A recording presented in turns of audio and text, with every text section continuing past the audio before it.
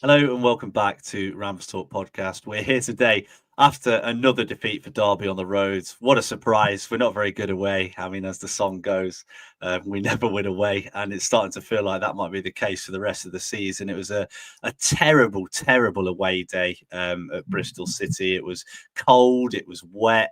I don't know if I smiled the entire game. It was just one of those days. But you know what? We've got a lot of players out injured, and we've got loads and loads of stuff to delve into today. So joining me is a man who I stood on the terraces with, enjoying yesterday's footballing action. We've got Adam Titley. How are you, pal?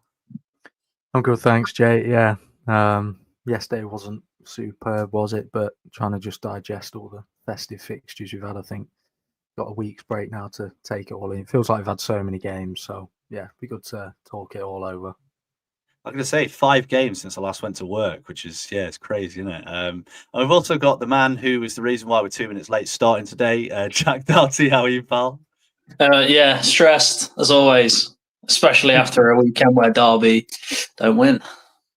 Well, yeah, that does tend to be the case, doesn't it? It does tend to be the case, and we're starting to get a bit used to that. I mean, I put on Twitter yesterday that my away record is 1 win, 8 defeats now. Adam, what's yours? You've not seen a win yet, have you? No, I think I don't know how many games I've been to. It feels like too many this season. But I've not seen a win. I miss Coventry away, so yeah, I'm still looking for that elusive 3 points away from home. I'm not sure you'll see it, mate, but let's jump straight in and talk about the game first and foremost. We've got a lot to go through. There's been a lot of discussion over the last couple of days. It's been really interesting, actually. I mean, there's a lot of people that are very, very much, sack the manager, get rid of him. Looking in the chat, there's a couple of people like that already. There's also people saying it's not the right way to go. So we've got all of that to come later on in the episode. But first, I just want to go through the actual game itself, because it was a really poor display by Derby, and Paul Warne even came out at the end and said how poor the game was, because we didn't really get out of first gear. We didn't really show that fight that we'd shown across the Christmas period. Adam, I mean, as an overall performance, it's got to be up there with Leeds as one of the worst of the season.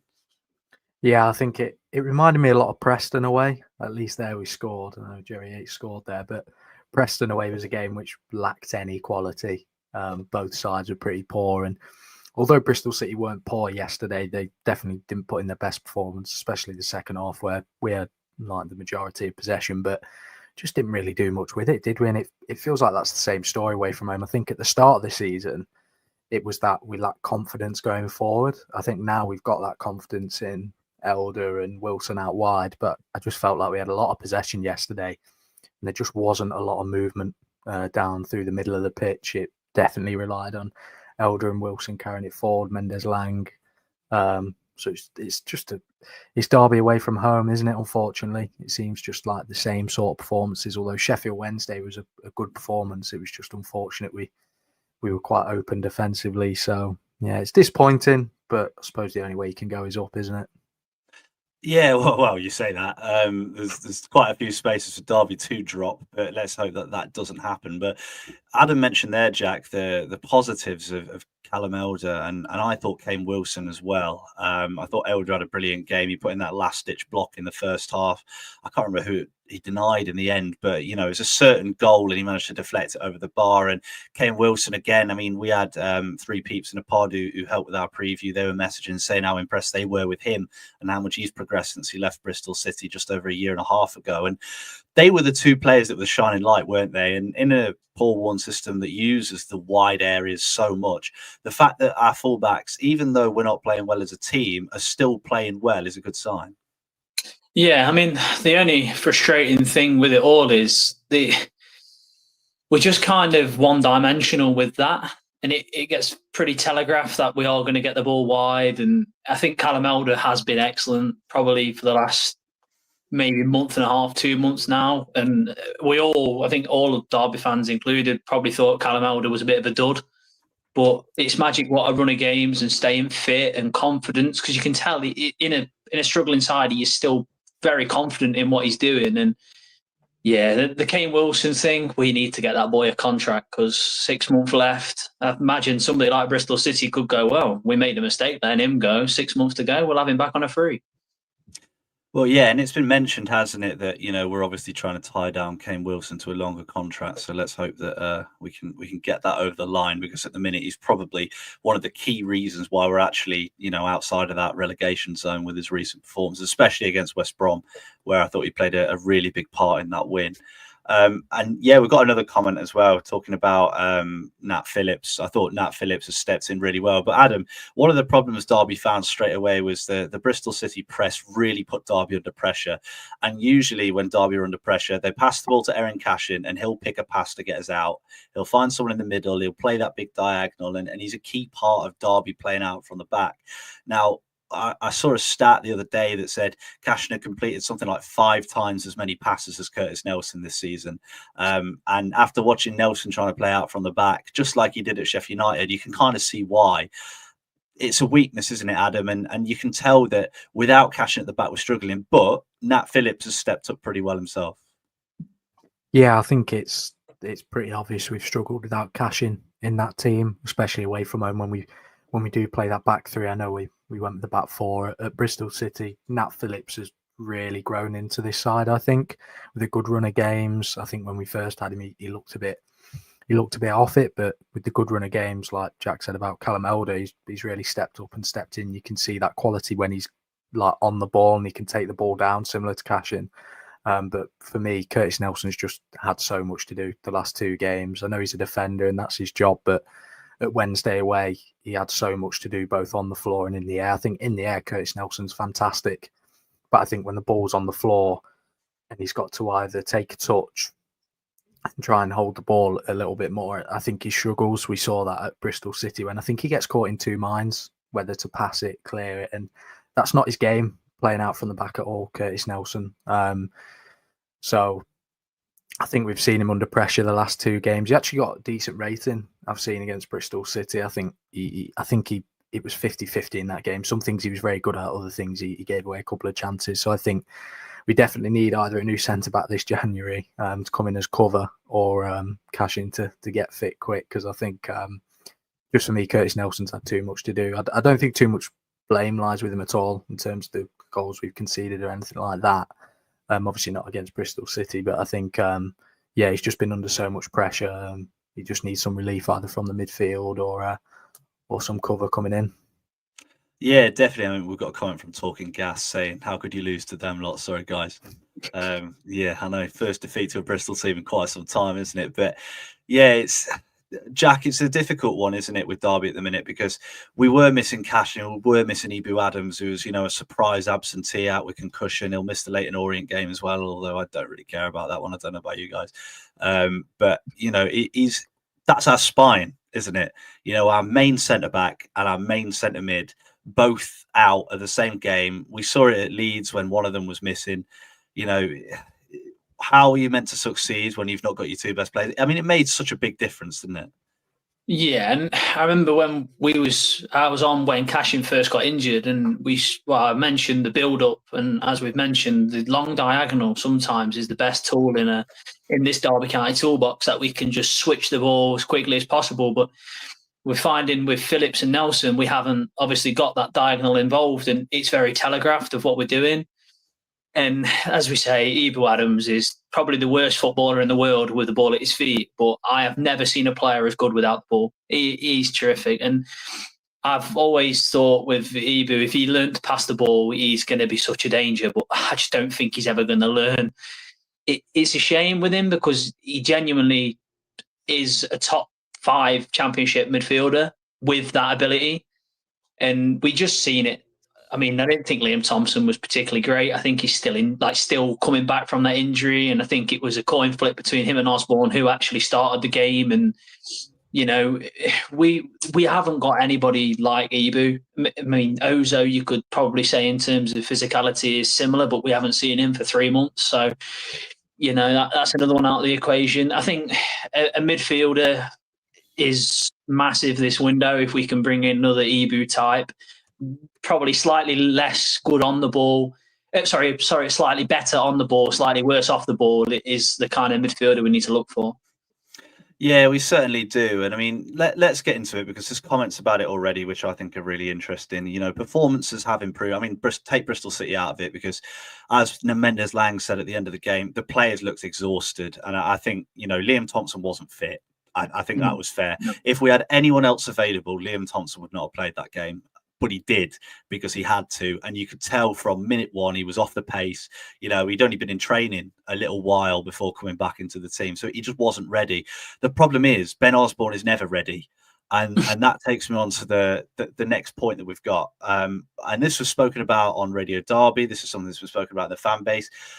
I just think it's a really important point, and it's to do with the players that we've signed with poor injury records. Now, I've got a list here of players that have come in over the last sort of year and a bit that are almost always injured. So Ryan Nyambe, for example, great player. He's had 2 serious injuries. He's barely kicked a ball, I'd say, for Derby over the last 2 seasons. Ben Osborn, he doesn't train. He can only play 1 game maximum a week. Joe Ward has been out for 2-3 massive spells over the last couple of years. Connor Washington, he came in injured. He then picked up a recurring injury. He then did his knee whilst trying to come back from that recurring injury. And at the start of this season, he got injured again. And apparently, he was meant to go to a League One club this window, and he's got injured again. You've got Tawanda Chiriwa. Obviously a lot's been said about his ability on the pitch, but he also missed a huge chunk with injury.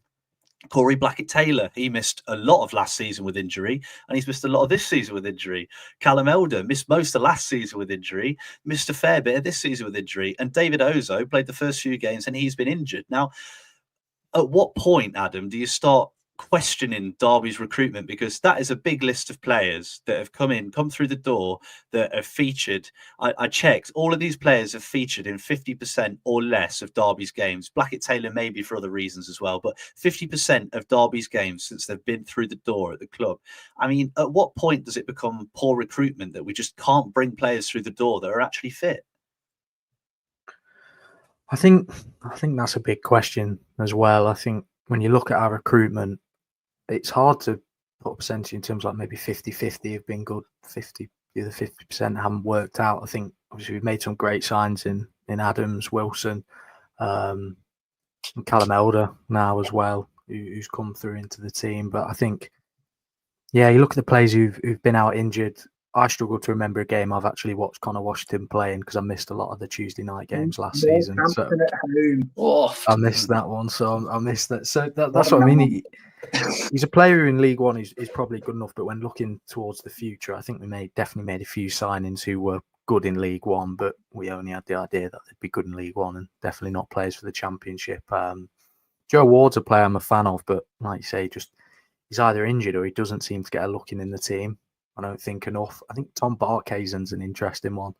A player who, when he has played, I don't think he's looked too bad at all. Looks like he can compete at this level. He did for a long time before joining Derby, but doesn't get a look in over other players that might just be down to the system. So it's a difficult one. We've got a lot of players at the moment who are really injury prone, and then other players who just don't seem to be cutting it. I think at the moment at the level that we're at, we're not just yet, and I hope we don't. We're not just yet battling in that bottom 3. I hope we don't at all. Obviously, I know there's teams below us in the division. So we're at that sort of stage where we're not in the relegation zone, but we're not in that mid-table position looking upwards. We're in this limbo of we need players who can compete at Championship level, but then also you need those squad players.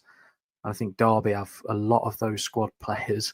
And unfortunately, at the moment, we're playing a lot of them in the first team, which is probably why they're coming under a lot of criticism. So I think this window is big for us especially, and as well as the one coming in the summer, in terms of be interesting to see who we do lose, whether that be the squad players on the periphery or it's the some of the first team fan favourites, because I expect that to come and happen in the summer, especially with the seasons that Wilson and Evo Adams are having.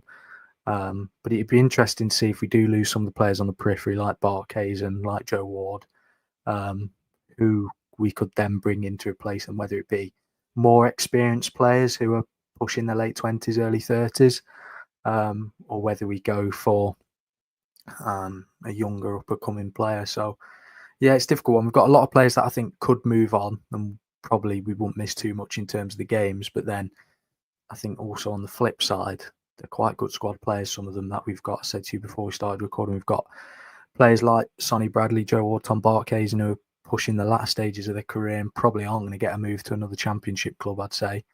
Probably the top end of League One, but they're good squad players to have around and players you could give valuable minutes to at the end of games. So I think there's two sides to look at it all, really. Yeah, it definitely is. Been asked for clarification on Ben Osborn hardly training. That was on Radio Derby at the start of the season when we signed him. It came out that, he only trains once or twice a week.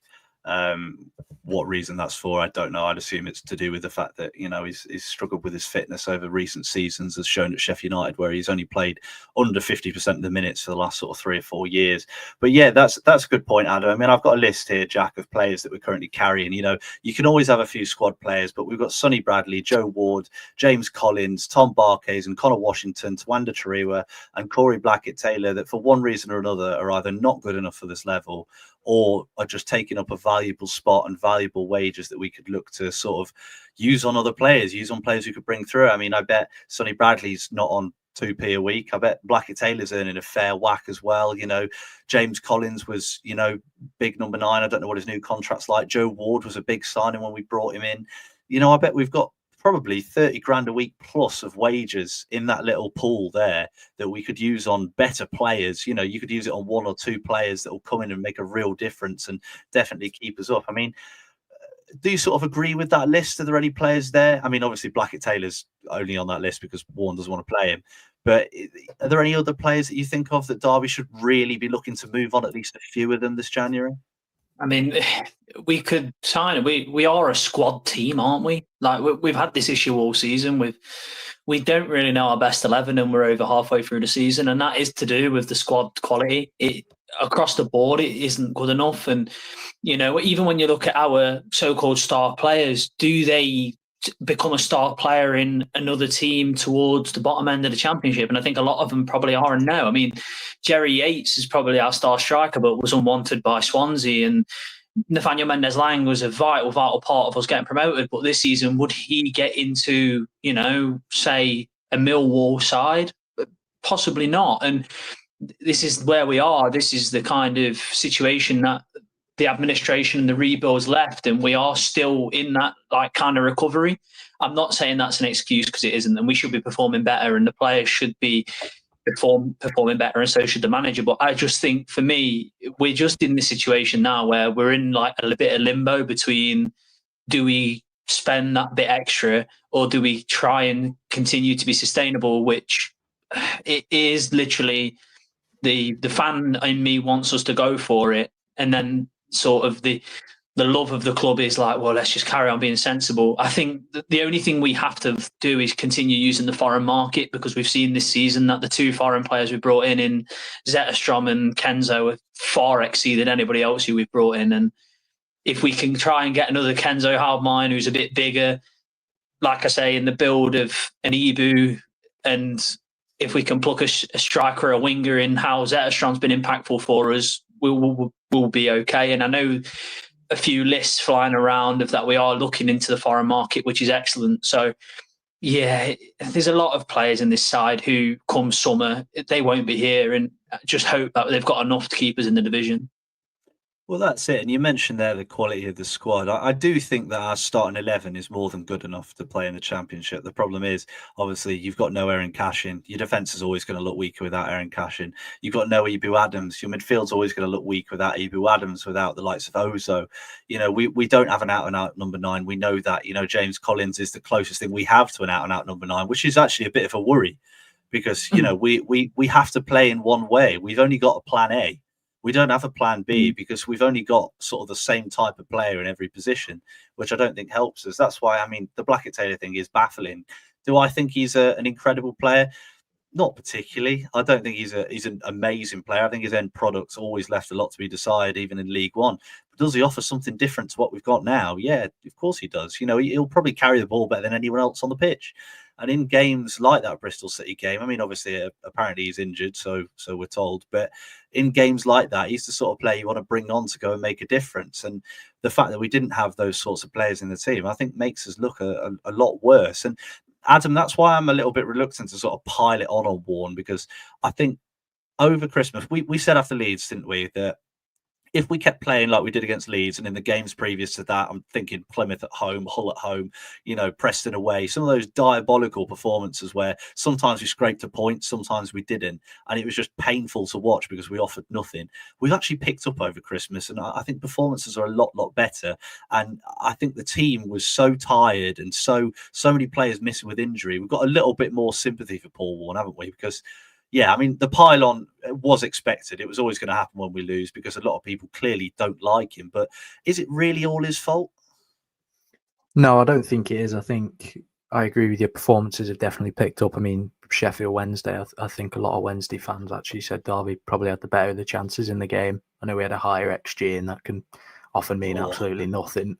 But like we created enough chances to score goals in that game and come away with something. It was one of them where the Windass goal probably threw the whole game off. I think after that was that game sealed. But I think Bristol City was a bit of a blip. We've said players are tired, and I think performances have definitely picked up, which is good to see. We gave Leeds a far better game than what we did away from home when we played them at home over Christmas. The West Brom result was positive, and I think we know Derby will play that one way, which is out wide.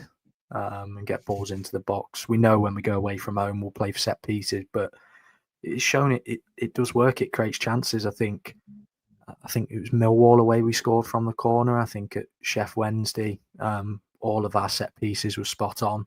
It was just unfortunate that Kane Wilson couldn't put it in the back of the net. I think we know the way we're going to play, and the players did do it, but like at Wednesday away, I think it was down to the players for the result, not Paul Warne.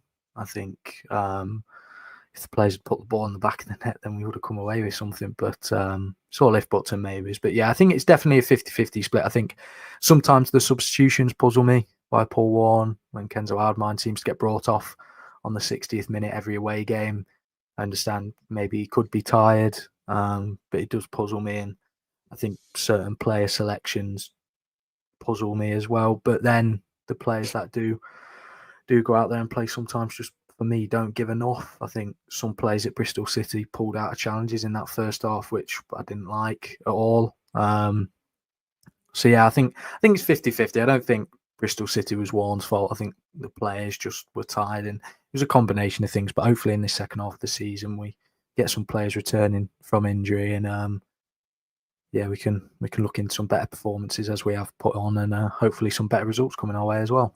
You wouldn't have pulled out of those tackles, Adam. Goal hanger 2-footer. No, I would have gone in. Would have gone in there. Would have won that.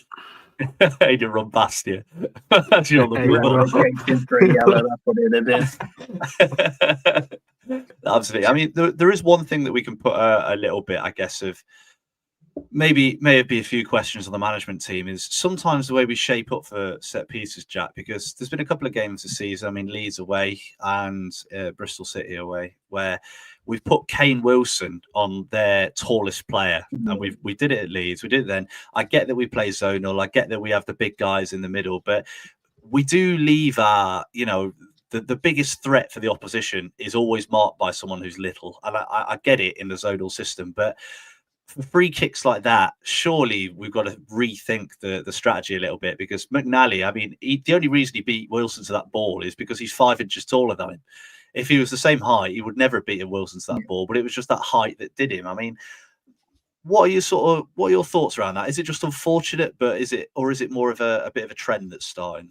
I mean, I quite like the hybrid model of defending corners, because I do feel like you want your best headers of the ball occupying spaces rather than occupying players. The issue what lies with that is if you don't have any more height. And at the moment, you take Ibu Adams out the side, you take, again, he played 5 games, but we didn't concede anything with Ozo in there. I just think to play hybrid, you need to have presence. And at the moment, we don't. And your presence is your zonal players, your Nat Phillips and your Curtis Nelson, Mark zonally. And if they can miss out that zone, you are in trouble. And we've seen that, with set plays. You've seen it from free kicks. It happened at the weekend. I think it happened a couple of times against Leeds at home, and we got away with it. For me, you have to have big, warriors in the team. And I know Kane Wilson's a threat in their box, probably for the exact reason why he's crap at defending our own box is because he isn't tall. And no one marks the small lad as he comes in. We've all played Sunday League football. You all pick the big lad up as he comes in because he's the biggest threat. And Kane Wilson on the opposite end can go and nick a little flick on Bolton at home last season, probably the goal that got us promoted, all things considered. But defending, you need warriors. And Ibu's the big example of a warrior. And I just think the team lacks a bit of presence. I mean, Jerry Yates isn't particularly big and tall and wide for all the link-up play and the hold-up he does. I don't know, and it just seems to me Paul Warne wants a team full of brutes, and if we can find the brutes, it's brilliant. But at the minute, we are very lightweight across the pitch, really. Yeah, we are. And I've just thought about something that Adam was saying beforehand about some of the substitutions that we've made throughout the season. Because I'm just reading a couple of the comments, saying about Paul Warne isn't going anywhere, which is right. I'd be very surprised if Warne went anywhere, even if we went down, which is a horrible thing to say, isn't it? But when we look at this season compared to last season, a lot was made in the summer about Derby bringing in, changes to the medical team, bringing in sports scientists, being a bit more modern, I guess, in their approach after we lost so many staff members during administration. But I think it's pretty clear that those staff members are sort of maybe changing Paul Warne's decisions a little bit. For example, Sheff Wednesday away. Was Warne going to drop Elder if he wasn't told otherwise? Absolutely not. He's been in incredible form. And yet Callum Elder gets dropped to the bench. We change system to accommodate it, and we get exposed because the players in that system couldn't do it.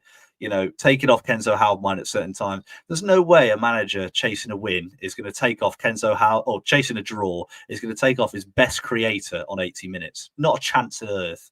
Why would he do that? It makes no sense whatsoever.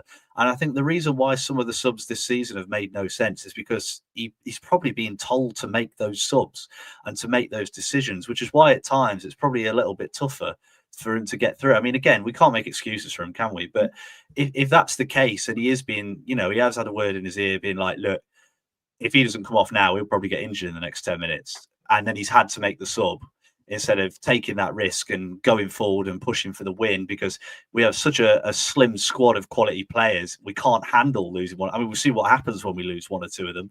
We lose Cash into injury, we lose Ibu to injury, and suddenly the whole team falls apart. So I kind of get it in that way, but I think that probably explains maybe a little bit as to why, Warne's been making some decisions that he really didn't make last season at all. But Adam, my question for you, we mentioned earlier about the players that we would want to let go or would look to, probably more your squad players that probably won't play too much.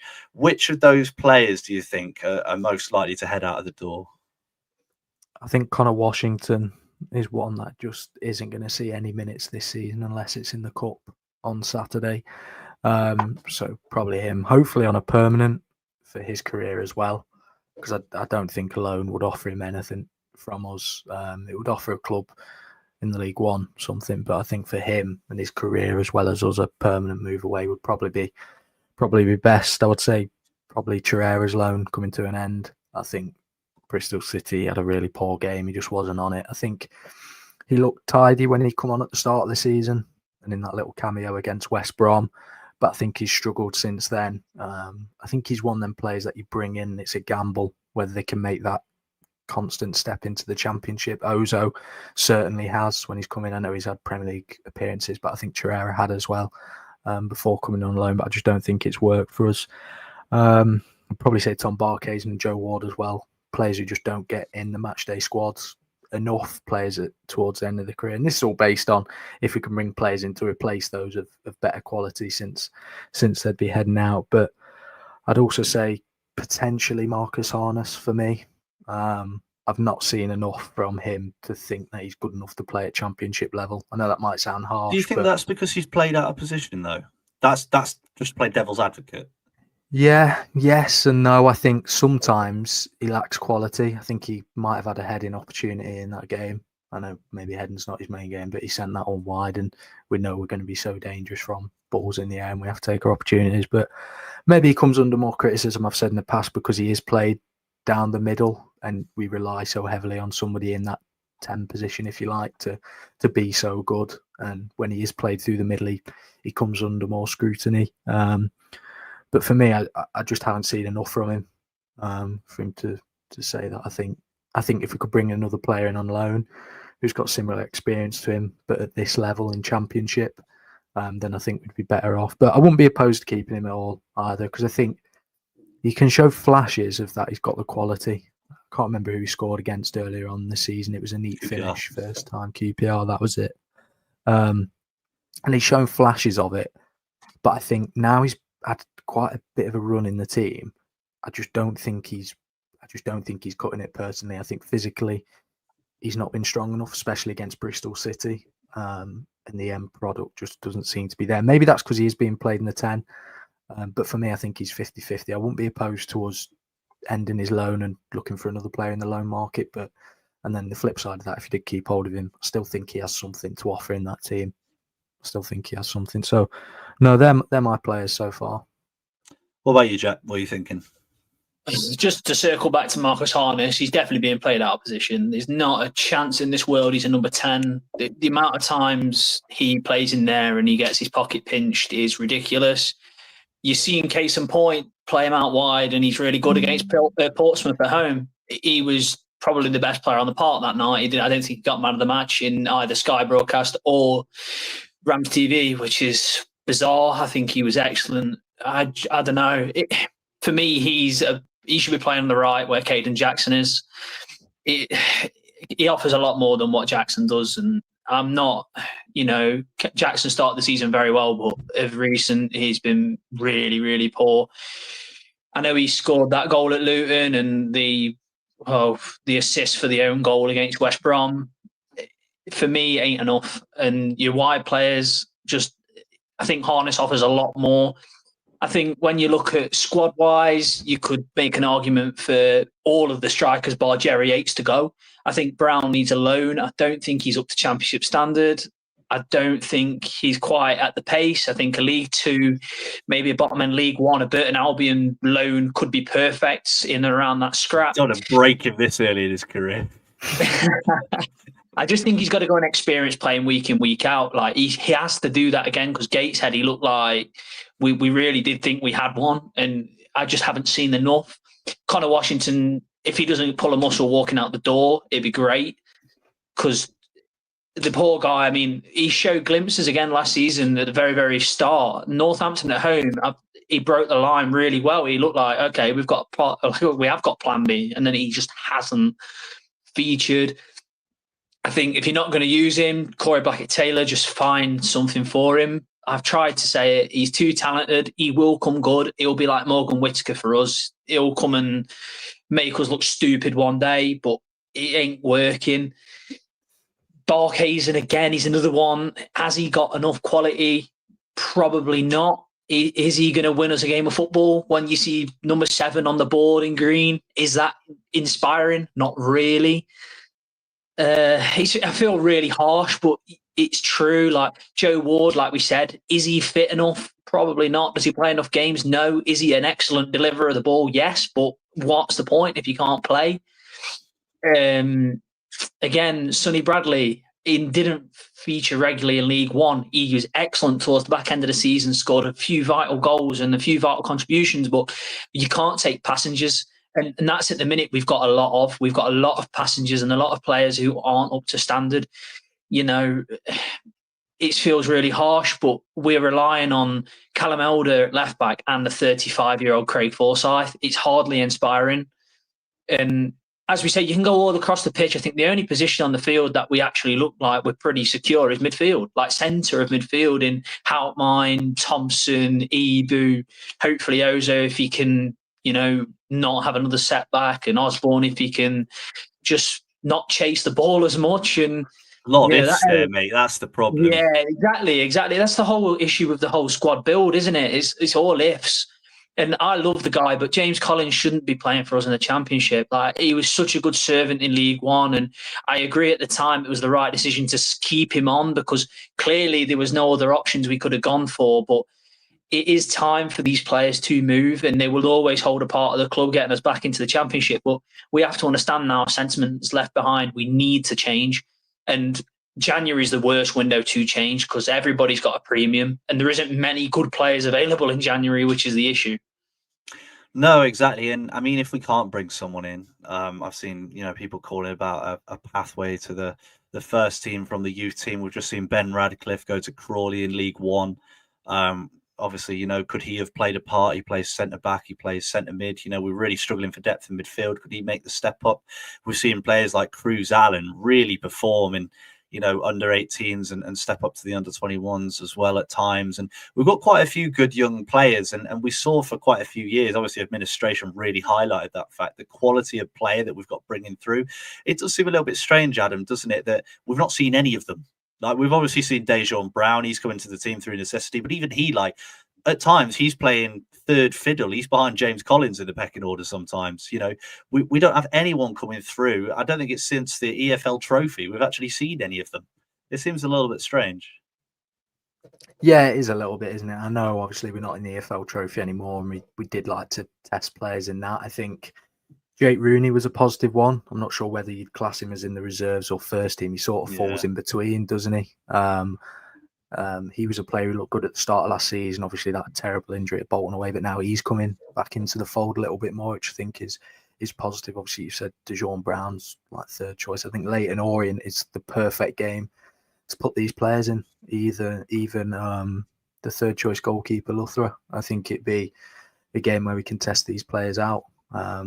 Maybe harsh on Josh Vickers actually saying that. Give him some game time, but it will be interesting. I know we've got Wield in the academy as well, who seems to be the main choice striker in the under 21s.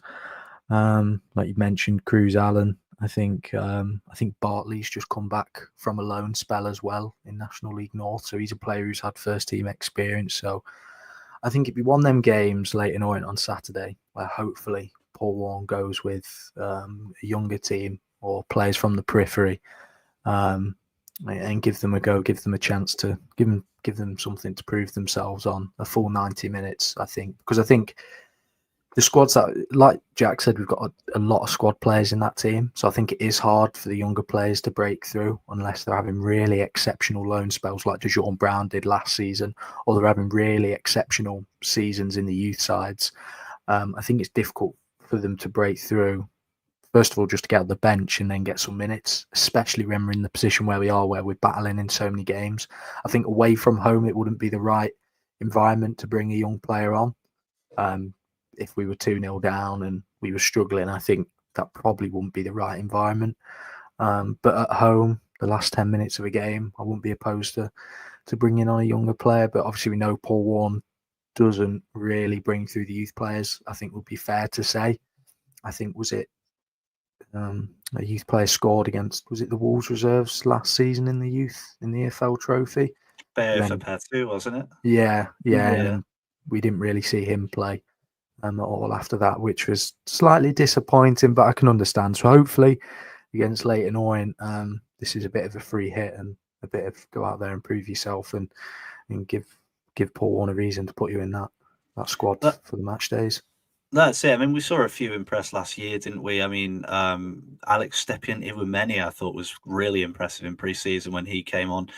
We had a few players that impressed, and it does seem a little bit strange that, in the dire form that we're in, I mean, 4 wins in 21 is, not great.